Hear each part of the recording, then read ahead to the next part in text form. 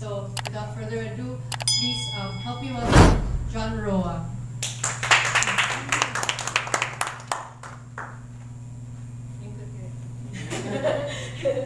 Hello, maayong hapon po. Maayong hapon po sa akin, no, Bislog. Hello, maayong hapon. Hello. And first of all, thank you so much for coming, and I'm so happy to talk about Amgo and to be with you guys today.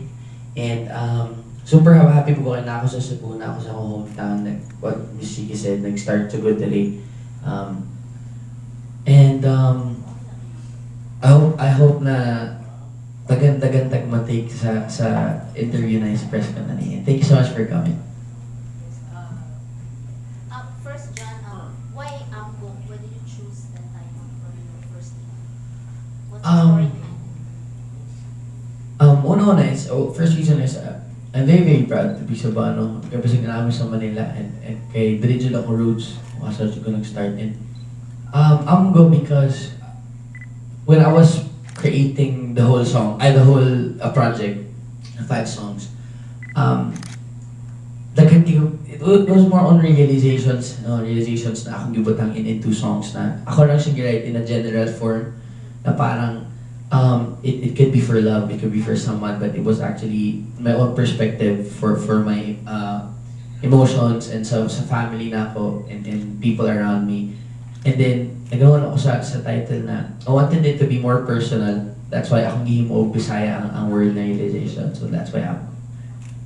Can you walk us through all the 5 songs? Like, tell us the story of Yes, each okay. song.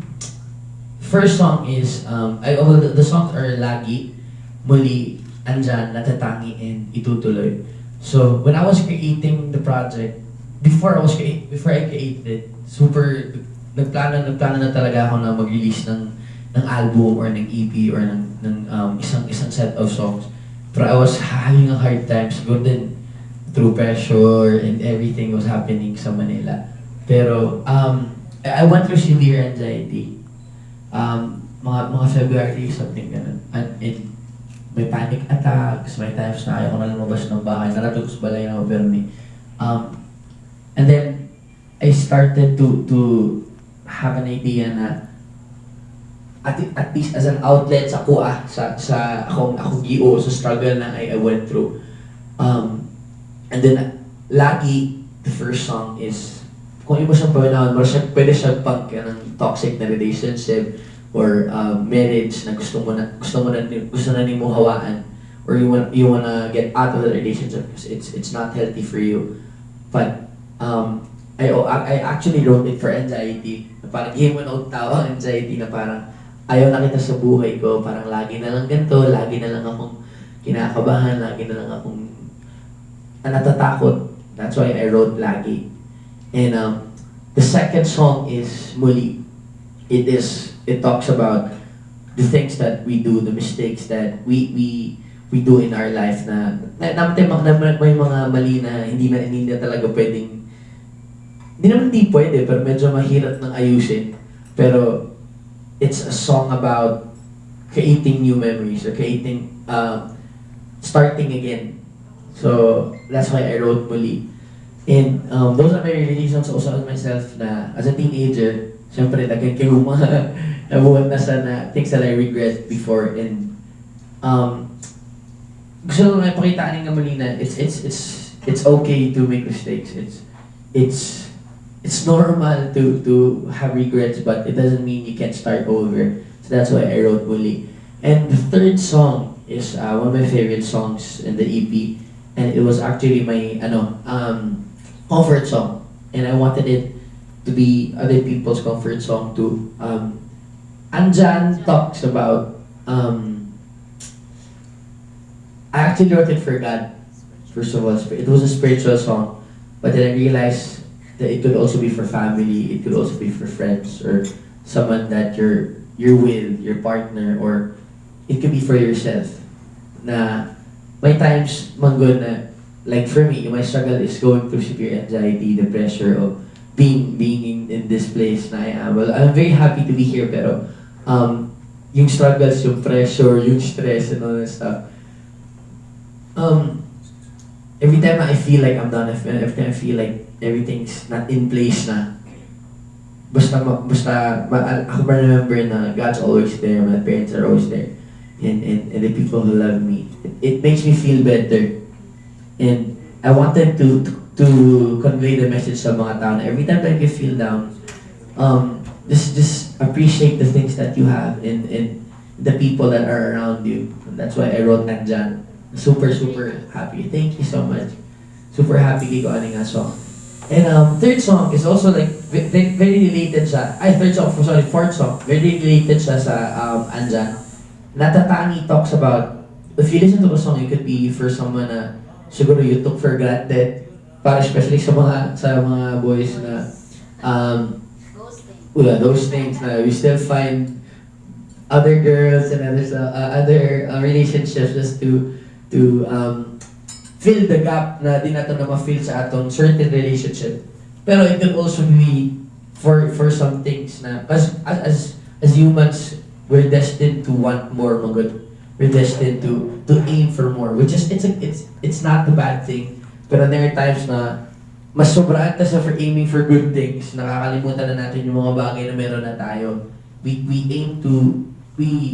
find happiness sa ibang bagay, and we don't realize na we have things that are simple but are very special to us, and it makes us it has that feeling na dili yun kung hindi kaya tumbasa ng kahit na ano man. And that's why I wrote Natatangi. And I also wrote for God, or for my parents, and for your dreams actually, for the people who are down na parang ubang tao, wala sila yung nani, ako wala. And then just appreciate what you have and the little things that you have. It makes life so much better. Siguro, that's why I wrote Natatangi. And lastly, Itutuloy is a very special song to me because it's actually never pa ako nag-release of full-length na rap song. Okay, I know how to rap pero I wasn't that confident with my writing sa rap. Pero I wrote Itutuloy like a storyline. I wanted to rap my story because it could be kay kung imo na ko kanta medyo mas di siya mo fit lahat. So I wanted to share my story as a musician and then what I'm feeling and where my roots and where I came from. And I also talked about how proud I am as a Cebuano, as a Bisdak, and how I look at the industry and how I look at the journey that I am in. Whatever happens, I will never give up on this. Kasi kabawan na sila mama and my parents and my family and everyone who knows me na ever since wala music na yun. Sila musiki, kabawan na musiki na before na I was really passionate about what my music and pursuing this. So Itutuloy talks about not giving up and my story as a Cebuano. And those are the 5 songs.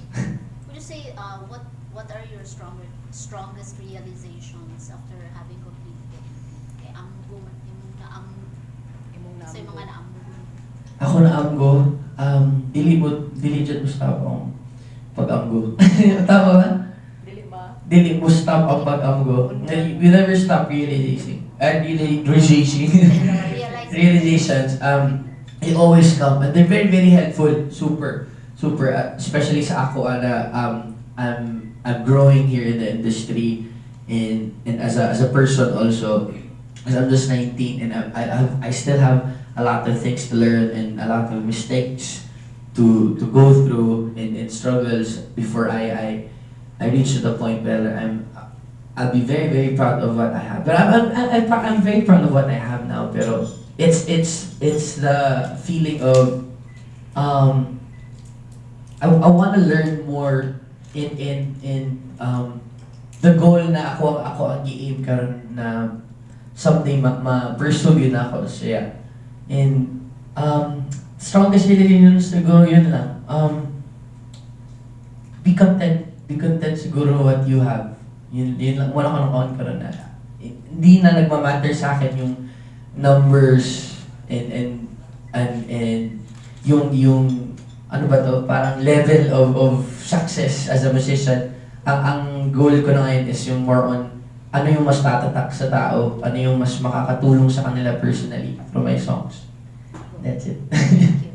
Thank you so much. Bugat-bugat ito nga Amgo. Thank you, thank you. Sorry. Thank you, Ma'am Macy. Thank you, ma'am. Thank you. Misa is from Click Cebu. Alright. Okay. Okay. Hello, kaya. Mitch Paday from CDN Digital. Hello. From ex-battalion to Yes. solo artist, Mhm. life as a solo artist dyan, transition, adjustment, how's it? Transition is the hard part. It was me trying to, until napakagihapon sa middle sa ako transition actually. Naapa ko sa point. Pero when I left the group, it was me searching for my direction, Jude. I wanted to go solo. I know that I was made for another type of music and goal in this music platform. Well, I'm very proud to be part of X Battalion, by the way. Kasi super daghan yung na natulon ako ang journey na ako ng X Battalion. Being with them for almost 2.5 years. I've learned so much. The recording stuff, just the lyrics, writing Tagalog. Pag-start na ako, I was writing English songs and Bisaya songs. But when I went to Manila, mas learn ako ang mga words na di na ako kaya write in Tagalog. And they taught me a lot also because they were like my kuya. So, only siya magug ko. So when I went there for 2 years, so murag na ako yung mga big brother na nag-guide sa kuya. But in the middle of everything, the fame, paano ko sasabihin, yung attention and na we had as a group, I felt a strange feeling, magod, na there's something more for me. Hindi dahil sa gusto ko silang lamangan, dahil sa alam ko na may gustong ipagawa si Lord sa akin na different, na same sa music pa rin pero different purpose. So yun siguro. And the transition is, it's fun. It's very fun. Kay, and daghan ko og na-learn, daghan ko og na-realize na mga butang na wala na ako na-realize when I was with the group. Yes. Thank you, John. Follow up, Mao. Carry her. Siya. Sanden. Sanden, Anaria, Chicken, Rice. John, say itong dream topic, gali, di ba, daghan ka na compose. So, na ba kayong target na team sa kanta? Target. Wala pa, pero na kay may mao, na kay love, so. Oo. Na kay dream na. Dapat masuot na. daghan, super daghan. Siguro wala pa siya na-award sa kuha, pero ang akong goal karon na gusto ko, I wanna write songs that would make people feel like it's their song. Yeah, like it's actually their song. And siguro sa man, if come to mind, siguro about I know it's too early siguro, pero hopefully soon if matapang na ako. I wanna write a patriotic song. Siguro. Hopefully. Pero I wanna learn more pa siguro sa nangyayari sa atin sa government. Pero not now, too much pressure on my head. Too much ano ba sa government. Pero may mga alam naman ako na nangyayari sa government, pero hopefully soon. And the right, I want to do it with a collaboration, hopefully. Siguro mga Looney, Glock9, or someone who are close to that kind of topic. Siguro yun ang dream ko ngayon, na someday pag na-achieve ka, pag-aaralan ko muna para hindi dilihilaw na dilipot pataka. Because it's a very, actually what's happening sa government natin. And yeah, isa pa, I wanna write song. Actually, nag-start na kami, pero siguro soon ko pa mapupush through. I wanna write a song about what's happening in the world. Yeah. Siguro, di lang ako gusto karon i-push kasi baka sabihin na parang sumasabay lang, ganun. Pero it's really scary and it's really alarming what's happening in the world right now. Na I wanna make a song that would actually remind people na we need to do something. Yeah, siguro yun. A patriotic song and song about the world and the earth. Yan. Kira, ma'am. Yeko R. Yeah, Arancha from inews.ph. Hello. Hi, you're pretty young and you're quite at the peak of your success, and I Thank would you. like to know where do you see your future in this industry, or just your life? I mean, where do you basically see yourself in the near future? If you still think that you're still in this industry, or do you Diba, ako find din na. any fallback? Thank you so much for that question. I see myself, wala pa akong particular na vision of me years from now, pero my dream is to still be in this industry. Pero siguro, not in a way na, siguro, I'll still be making songs na with charts and all that stuff. Pero someday, siguro, if bibigyan ni Lord sa akin na ganun, mag-sustain na ganun kahaba. Pero ang sa akin is to help other artists. To help other artists, especially sa mga starting. Actually, I'm starting also to help other artists na mga ka-age ko rin or mga nagsistart pa. Especially if, actually pressure siya every time na may magka-come up sa akin na, John, you're the reason, isa ka sa mga reason kung ba't ako nag-start, parang so much pressure, but I'm very happy to hear those kind of things, and I just shared to them how I started, or ano yung techniques to just stay grounded to your craft, siguro. And yun, I wanna help other artists, I wanna have my own, siguro kahit hindi label, siguro just a music production, which I'm also starting now. I still want to create music, even for other people. I want to still create music. Years from now. Thank you. Thank you. You're good. Do you still have a question? Thank you. Leyland from the Cebuano. Okay. Laylan as himself. Leyland as So, himself. how can you tell us about the feedback from the Cebuano audience so far? Because, as you know, like Cebuanos are very hard to please now. True. And how do you True. deal? How do you deal with of course, when Cebuanos talk about music, lain nilang idea sa made in Manila. And Yes. So how do you deal with that? I don't know yet. I actually haven't heard pa from the OGs, but from the like Sir Jude Gitamondo. But I'm actually friends with them, Sir Jude Gitamondo and other writers na are established na here sa atong lugar. Kinakabahan ako, but I'm also very excited to hear their side and to learn from their opinions and perspective with what I'm doing. And hopefully, if mag-meet kami soon, tawagan kita, sir.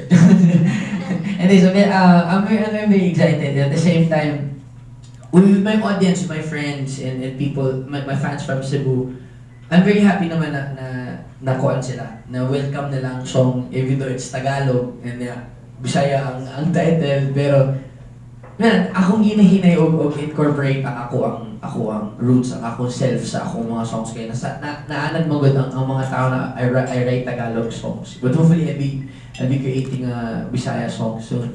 And ayun, yun lang akong perspective karon. Very nervous pagyapon, and also very excited to hear their opinions.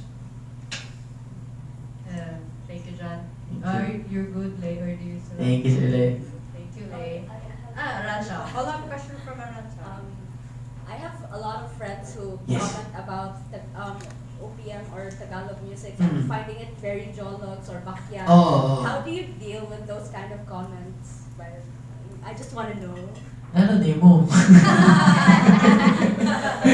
It's well, everyone has their own opinion, has their own taste. Pero for me is, if I don't know, they don't listen to it. Pero the thing is, we're making songs, we're making OPM songs because we're Pinoy. You know, like, it doesn't mean na kung ang mga friends, may mga friends din ako ganun na parang, oh, batang jologs naman yan, jeje naman yan, na parang, so jeje na pala maging Pinoy ngayon, parang ganun.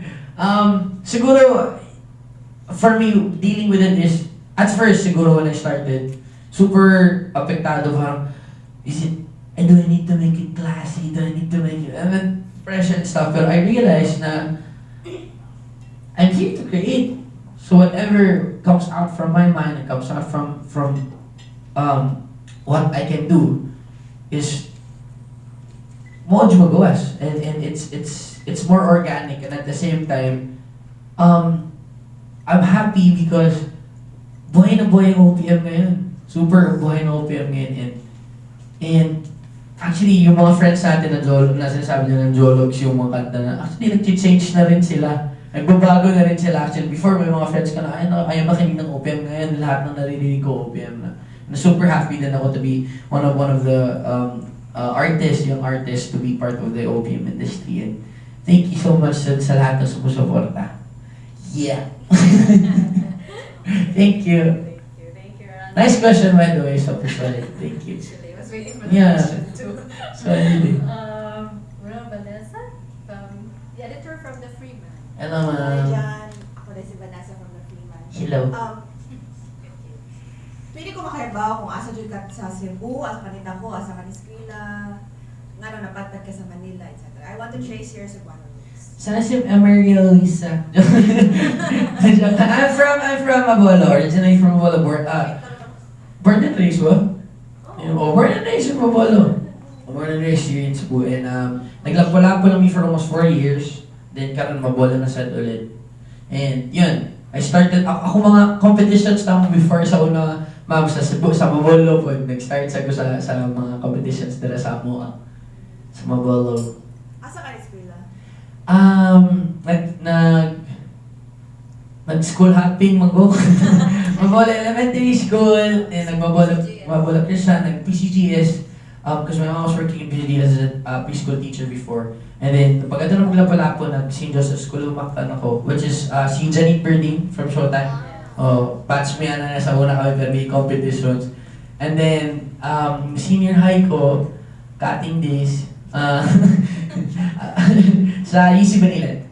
Did your parents encourage your music early on? Super.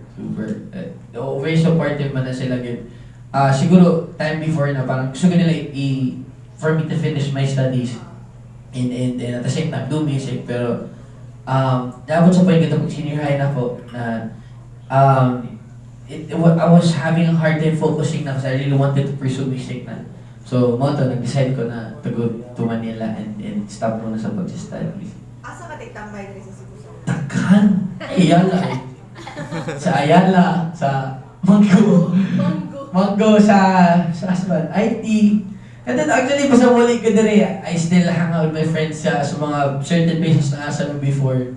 And pinaka-permission ako ang Ayala. Ayala.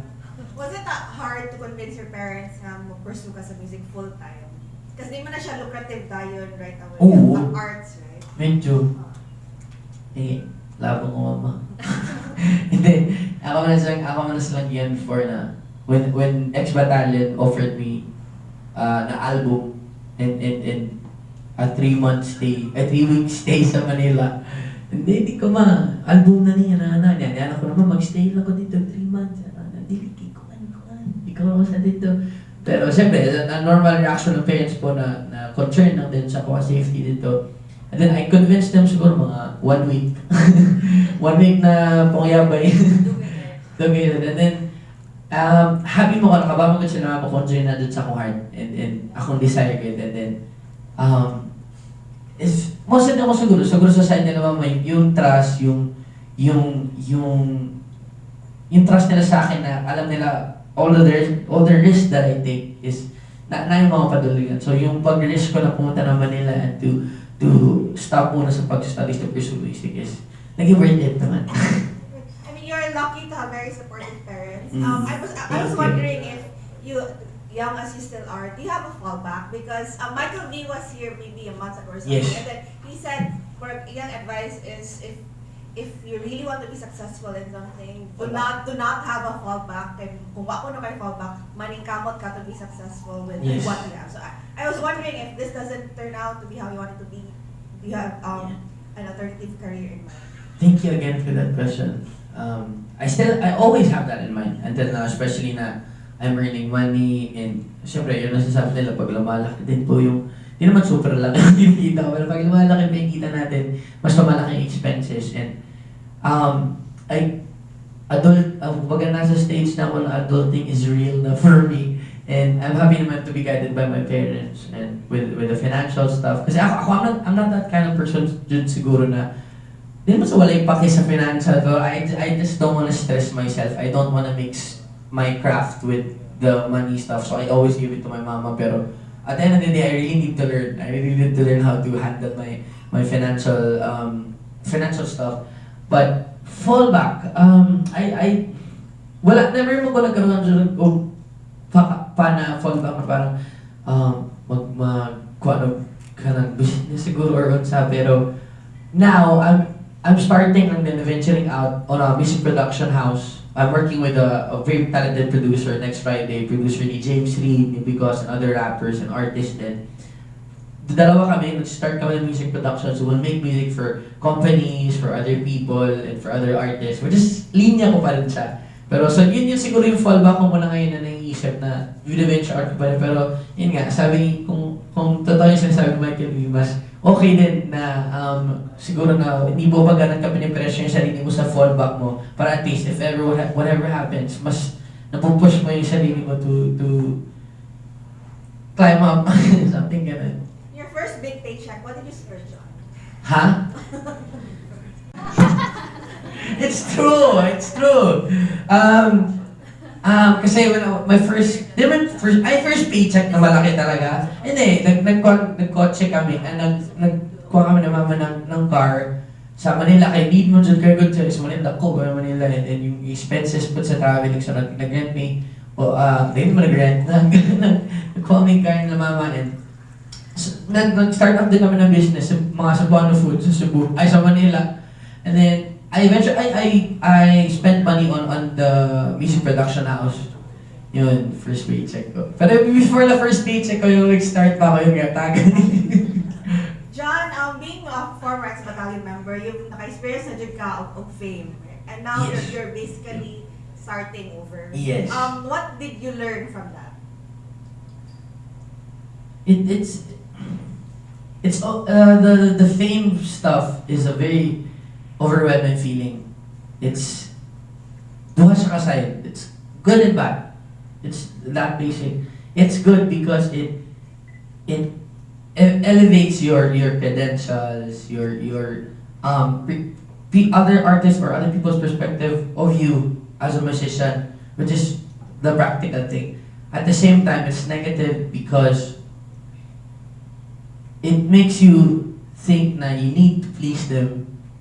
You need to have an output na yung gusto lang nila. And then I realized na it works that way, but it doesn't have to work that way all the time. Because, like for me, the numbers are just numbers. And the lyrics and the words that I create are my focus. And the emotion that I would give to the people are my main focus ko sa music karon, because yun ang tatatak eh. Hindi yung numbers. Eventually, if mulaos na ko or some other artist would be much mo labaw pa sa kuha. It's my challenge to create something na dili lang mo viral but would also be personal and that would impact other people's lives positively. Yan. Thank you. Thank you so much. Okay, John, elephant in the room. When your former manager ba, si Miss Ai de las Alas, when she came out with that press con, Thank you, her ma'am. came out and she was crying, Yes. and she finally let out the revelations na nalisod siya ninyo, grabe kasi Oh. iyak ulo. Actually, wala na ko sila ato. Wala. Sex, wala na. Pero naasad ko yung mga sites sa kuwan. Yeah, can you take this chance to give your side? So, kay Miss I, ako, di mo siya ibubukin ko yung grupo ko. No? Masakit talaga kami sa ulo. Dati pala. Kahit ako doon, part ako kasi. Siyempre, all boys eh. All boys, and we really like, we always have fun. we very light ang amuang perspective sa amuang gibuhat sa una. Which is a good thing also. Pero may times lang na nasusobraan na minsan wala na on time yung pagdating sa and minsan hindi na namin na naasikaso yung mga dapat naasikaso. So when Miss I had the press con on the stuff, I stayed silent lang din in my perspective. Pero alam na, may mga kanya-kanya naman kami may mga kanya-kanya naman kami dealings with all that stuff. So ako naman, di ko naman sila it's their life naman it's their mistakes. At the same time, sa side naman ni Miss I, it's a responsibility naman din talaga din na to control the group. Siguro na stress lang siya, hindi siya nasanay siguro sa pero XB actually super pas-pas kayo sila mo work. Suryahan namin naman sa na they're really on time when it comes to releasing the songs and their craft. Pero siguro na-stress lang si Miss Ay sa artist side. Kay kuan mo gumi ka na kuan man sila chill gid kasi sila na tao. We're just happy, we're having fun. Na minsan siguro nakakalimutan din yung professionalism. Yung ganun. Siguro na-stress lang. Actually, hindi naman super over talaga yung nila. Para sa akin, na perspective ko naman yun, hindi naman super over talaga yung pagka-unprofessional nila. Pero, which ako, umabot din ako sa point na ganyan. Pinapagalitan nga ako ni mama na, punta ka doon ng nasa oras. It's a normal thing. Artists will not always be professionals, na especially sa amin na hindi lang naman yung mga time and your events yung isip namin, always namin mag-creative and all that stuff. So, actually, di sila ganun ka-unprofessional. Siguro na naibago lang si Miss Ai because she's been in the industry for a very long time na and she knows the pasikot-sikot and time is always very, very precious. So, siguro na naibago na si Miss Ai and siguro hindi lang nag-workout. So, yun lang siguro. Hindi lang nag-connect yung mga dots nila. Pero, actually, is doing good right now, actually. Nagkikita kami sa Manila. Thank you, John. Thank you.